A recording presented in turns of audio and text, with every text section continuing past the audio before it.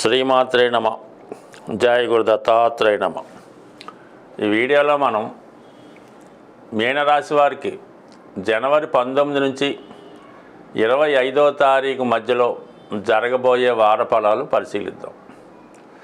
ఈ వార ఫలాలు పరిశీలించేటప్పుడు ముఖ్యంగా మీనరాశి వారికి రాశి అందే రాహుగ్రహ సంచారం జరుగుతుండడం వల్ల చాలా వరకు మంచి గ్రహాలు మంచి స్థానాల్లోకి వచ్చినప్పటికి కూడా ఆ గ్రహాల యొక్క మంచి ఫలితాలు ఈ మీనరాశి వారికి రావడం అన్నది ఇబ్బంది పెడుతూ ఉంటుంది. అంటే కామన్గా రాహు ప్రభావం ఎలా ఉంటుందంటే, మనం ఒక విషయంలో ఒక యాంగిల్లో ప్రయత్నం చేస్తుంటే ఆ పని వేరే యాంగిల్లో రావడం జరుగుతూ ఉంటుంది.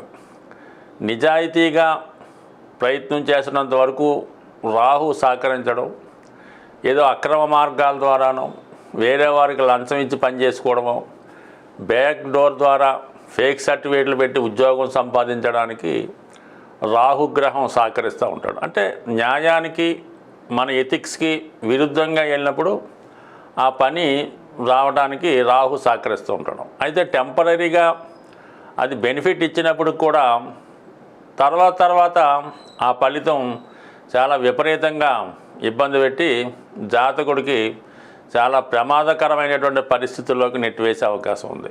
అందువల్ల ఏంటంటే మరి కొద్ది రోజుల పాటు ఈ రాహుగ్రహ సంచారం మీనరాశిలో ఉంటుంది కాబట్టి మీరు చేస్తున్నటువంటి ప్రయత్నాలు 1-2 సార్లు ఫెయిల్ అయినప్పటికీ కూడా నిజాయితీ అయినటువంటి మార్గంలోనే వెళ్ళాలి తప్ప ఏ విధంగా రాంగ్ రూట్లో ప్రయాణించినా అక్రమ మార్గాలు అవలంబించినా టెంపరీగా లాభం కలిగినప్పటికీ కూడా దాని తర్వాత ఇబ్బందులు వచ్చే అవకాశం ఉంటుంది. కాబట్టి చాలా నిదానంగా ఓర్పు వహించడం చాలా వరకు మంచిది. అయితే ఈ వారం మనం గ్రహస్థితి పరిశీలించినప్పుడు మరి లాభస్థానంలో అంటే ఏకాదశ స్థానంలో రవిగ్రహ సంచారం చాలా వరకు జాతకుడికి చాలా సమస్యల నుంచి బయటపడే విధంగా ఇంచుమించుగా రవి యొక్క అనుగ్రహం ఉంటుంది. అంటే ఎప్పుడన్నా సరే మరి జన్మజాతకంలో రవి లాభంలో ఉంటే సమస్త దోషాలు సాల్వ్ అవుతాయని చెప్తూ ఉంటారు.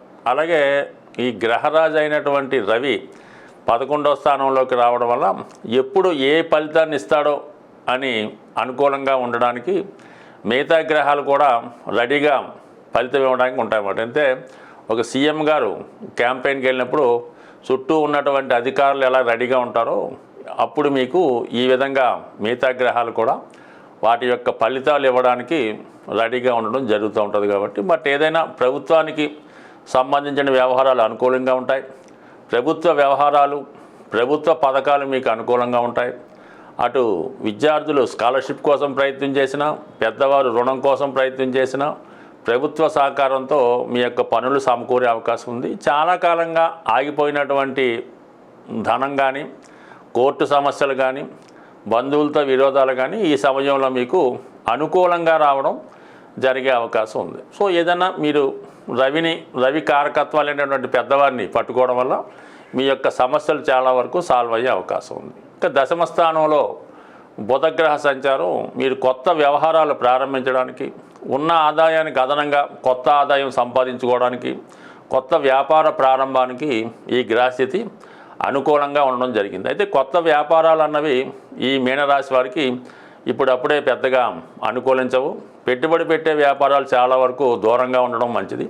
సొంతంగా మీరు కష్టపడుతూ చేసుకునేవి ఏమైనా సొంతంగా చేసుకోవచ్చు తప్ప పెట్టుబడి పెట్టే కార్యక్రమాలు తాత్కాలికంగా వాయిదా వేసుకోవడం మంచిది. దానికి ఇక వ్యయస్థానంలో ఉన్నటువంటి శని భగవానుడు, దానికి అదనంగా శుక్రుడు ఎప్పుడైతే 12లోకి వచ్చాడో జాతకుడు ఎక్కువ లగ్జరీ ఐటమ్స్ మీద ఇన్వెస్ట్ చేయడం, ఖర్చు పెట్టడం జరుగుతూ ఉంటుంది. కొత్త ఆలోచనలు వస్తాయి.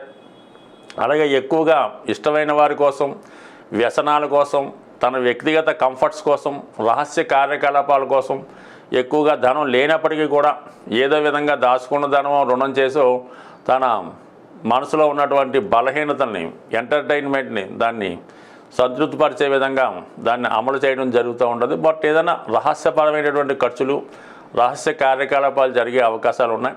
అలాగే శని కూడా వ్యయంలో ఉండడం వల్ల ఒక ఎంటర్టైన్మెంట్ వల్ల కానీ, జోదం లాంటి వ్యసనం వల్ల కానీ, కొంతవరకు ఎవరికన్నా బహుమతులు ఇవ్వడం వల్ల కానీ చాలా వరకు అంటే చెప్పుకోలేని ధన వ్యయం కొంతవరకు ఉంటుందన్నమాట. ఏదైనా రాశిలో రాహు ఉండడం వల్ల అంటే ఇటువంటి వాటికి ఎంకరేజ్ చేస్తూ ఉంటాడు. దానికి వ్యయంలో ఉన్నటువంటి శుక్రుడు కూడా ఏదో విధంగా ఇటువంటి బలహీనతకి బానిస అవ్వడం వల్ల వ్యక్తిగతంగా జాతకుడు ఖర్చు పెట్టవలసి ఉంటుంది, ధనాన్ని నష్టపోవాల్సి ఉంటుంది. కానీ బయట వారికి ఎవరైనా అడిగినా, ఎవరు చెప్పినా కూడా అబ్బాయి అదేంటిది ఏం లేదు, నాకు చాలా బాగుంది, హ్యాపీగా ఉన్నాను అంటాడు తప్ప తన కష్టాన్ని చెప్పుకోవడానికి కూడా, తన బలహీనత చెప్పుకోవడానికి కూడా ఎట్టి పరిస్థితుల్లో జాతకుడు ఇష్టపడ్డు. ఒక మేకపోతు గాంభీర్యాన్ని ప్రదర్శిస్తూ లేనిది ఉన్నట్టు, ఉన్నది లేనట్టు అందరినీ మభ్యపెట్టే ప్రయత్నం జరుగుతూ ఉంటుంది. బట్ ఏదైనా మరి మీనరాశి వారు కొద్ది రోజుల పాటు ఎటువంటి బలహీనతలకి లొంగకుండా పూర్తిగా నిజాయితీ అయిన మార్గంలో వెళ్తూ పూర్తిగా దైవం మీద భారం వేయడం వల్ల తన యొక్క వ్యవహారాలు ఆలస్యమైనా సరే సక్సెస్ఫుల్గా జరిగే అవకాశం ఉంటుంది. స్వస్తి. చాలా వరకు ఈ గోచార ఫలితాలని చూస్తున్నవారు, దాన్ని ఫాలో అవుతున్న వారికి మనం చెప్పినటువంటి విషయాలు చాలా వరకు జరగవచ్చు, జరగకపోవచ్చు. దానికి కేవలం మీ యొక్క గోచారమే కాకుండా మీ గృహంలో అంటే మీరు నివసిస్తున్నటువంటి గృహంలో, అది అద్దిల్లైనా సొంతిల్లైనా కొన్ని వాస్తుపరమైనటువంటి ఇబ్బందుల వల్ల అయితే అవ్వచ్చు. అలాగే కొంతమందికి కొన్ని రాసుల వారికి, కొన్ని వర్గుల వారికి కొన్ని దిక్కులు ఇబ్బందికరంగాను అనుకూలంగా ఉండే అవకాశం ఉంటుంది. అంటే మనం అనుకూలమైనటువంటి ఫేసింగ్లో మెయిన్ గుమ్మం ఫలానా దిక్కులో ఉన్నప్పుడు కొంతమందికి అనుకూలించే అవకాశం ఉంది. సాధారణంగా మనం గృహంలో నివసిస్తున్నప్పుడు ఆర్థిక పరంగా చాలా ఇబ్బందులు పడుతున్నాం, అప్పులు ఎంత కష్టపడినా తీరడం లేదనుకున్నప్పుడు ఖచ్చితంగా గృహంలో వాయువ్య దోషం ఉండే అవకాశం ఉంటుంది. అలాగే ఉత్తర దిక్కు కూడా కొంతవరకు దోషం ఉండే అవకాశం ఉంటుంది. కాబట్టి దాన్ని సరి చేసుకోవడం వల్ల కొంతవరకు ఆ సమస్య నుంచి బయటపడవచ్చు. అలాగే గృహంలో తరచూ భార్యాభర్తల మధ్య గొడవలు జరుగుతున్నాయి. ముఖ్యంగా భర్త, ఆ ఇంటి యజమాని వ్యసనాల పాలై ఏదో ఒక బలహీనతకి తాగుడో, వ్యభిచారమో, ఇంకోటో చేస్తూ భార్యని ఇబ్బంది పెట్టడం, అలాగే భార్య కూడా ఏదో ఒక అనారోగ్య సమస్య వల్ల వైవాహిక జీవితానికి అంటే వారి యొక్క సంబంధానికి దూరంగా ఉండడం జరుగుతూ ఉంటుంది. అంటే ఆ గృహంలో ఖచ్చితంగా ఆగ్నేయపరమైనటువంటి దోషం ఉండే అవకాశం ఉంది. అంటే ఆగ్నేయంలో ఏదైనా దోషం కానీ వాటర్ ట్యాంకులో, సెప్టిక్ ట్యాంకులో ఇలాంటివి ఉండడం వల్ల, ఆ వంటింట్లో సరైనటువంటి వెలుతురు లేకపోవడం వల్ల కొన్ని ఇబ్బందులు ఆగ్నేయంలో ఉంటాయి. ఇటువంటి ఇబ్బందులు తరచూ వస్తుంటాయి. ముఖ్యంగా ఆ గృహంలో ఉన్నటువంటి ఆడపిల్లలకి వివాహం వాయిదా పడుతూ ఉంటుంది. ఇక ఈశాన్య దోషం ఉన్నప్పుడు ఆ గృహంలో ఎన్ని పూజలు చేసినా, ఎన్ని వ్రతాలు చేసినా కూడా ఎటువంటి ఫలితం ఉండదు. ఆ కుటుంబంలో మగపిల్లలు నిరుద్యోగులుగా ఉంటారు, తండ్రి గారితో విభేదాలు వచ్చే అవకాశం ఉంది. అటువంటప్పుడు ఈశాన్య దోషాన్ని సరి చేసుకోవాల్సి ఉంటుంది. ఇక నైరుతి దోషం ఉన్నప్పుడు తరచూ కోర్టు కేసులు, ఇంట్లో ఏదో ఒక పిల్లలకి యాక్సిడెంట్ అవ్వడమో, పెద్దవారికి యాక్సిడెంట్ అవ్వడమో, ఏదో ఒక అనారోగ్యం రావడం, తరచూ హాస్పిటల్ చుట్టూ తిరగవలసి ఉంటుంది. అటువంటప్పుడు నైరుతి దోషం ఉందని గమనించి దాన్ని సరి చేసుకోవాల్సి ఉంటుంది.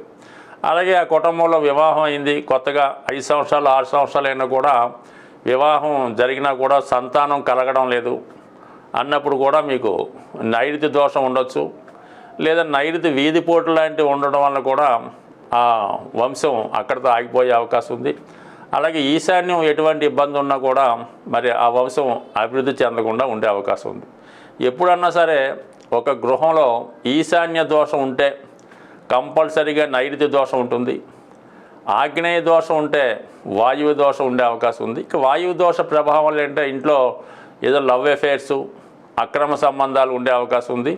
అలాగే ఈశాన్యం దోషం వల్ల ఆ ఇంట్లో ప్రథమ సంతానం మీద, ఆగ్నేయ దోషం వల్ల ద్వితీయ సంతానం మీద, వాయువు దోషం ఉంటే తృతీయ సంతానం మీద ఎక్కువగా ప్రభావం చూపించే అవకాశం ఉంది.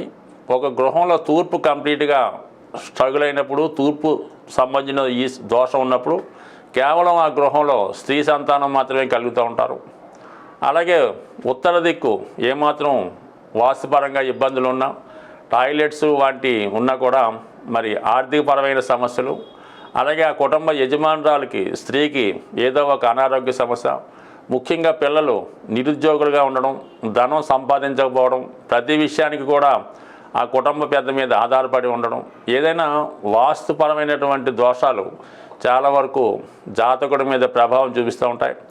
జాతకుడి యొక్క దశ బాగున్నంతకాలం వాస్తు పెద్దగా ఏమీ ఇబ్బంది పెట్టదు. ఎప్పుడైతే జాతకంలో చెడు గ్రహాల దశలు కానీ, ఏలినాటి శని మొదలగు లాంటి గోచార ప్రారంభమైనప్పుడు వాస్తు కూడా ప్రభావం చూపడం జరుగుతూ ఉంటుంది. బట్ ఈ రెండు కూడా ఏదైనా జీవితం బాగుపడాలి, మనం అన్ని విషయాల్లో అభివృద్ధి చెందాలంటే మీ యొక్క జాతకంతో పాటు కంపల్సరిగా మీరు నివసిస్తున్నటువంటి గృహం యొక్క వాస్తు కూడా సరి చేసుకోవడం వల్ల అటు కుటుంబంలో అందరూ కూడా క్షేమంగా ఉండే అవకాశం ఉంది. ఒకసారి ఇటువంటి ఇబ్బందులు ఉన్నవారు మీకుగా పరిశీలించుకోండి. మంచి శాస్త్రజ్ఞుని చూపించి సరి చేసుకుంటే మరి రాబోయే రోజులు అదృష్టంగా మారే అవకాశం ఉంటుంది. స్వస్తి.